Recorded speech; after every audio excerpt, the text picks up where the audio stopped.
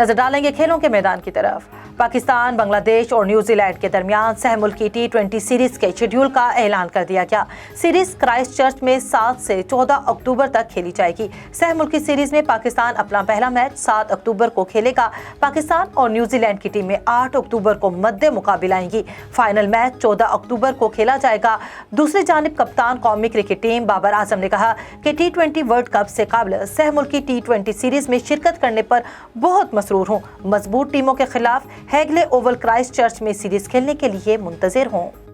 New Zealand cricket board ने दौरे पाकिस्तान की तस्दीक कर दी। कीवीज क्रिकेट टीम रवां साल दिसंबर में पाकिस्तान का दौरा करेगी। कौमी शाहीन कीवीज के साथ 2 टेस्ट और 3 वनडे मैचेस पर मुश्तमिल सीरीज खेलेंगे।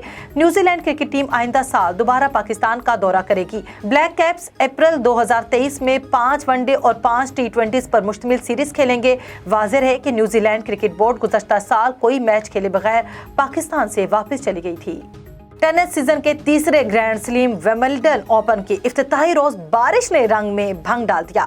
खेल के इंतजार में इंग्लिश खिलाड़ी इमा राउडकानो समेत प्लेयर्स इंडोर गेम में दिल बहलाने लगे। लंदन के लश्करीन टेनिस कोर्ट पर मेगा इवेंट शुरू हो गया। इफ्तिताही रोज सिंगल्स मुकाबलों का आगाज हुआ ही था कि बारिश रुकावट बन गई, जिसकी वजह से कोर्ट्स को ढांप दिया गया। मौसम के बेहतर होने के इंतजार करते खिलाड़ियों ने इंडोर गेम को एंजॉय किया। इसमें मेजबान मुल्क की इमा राडोकानो तवज्जो का मरकज बन गई।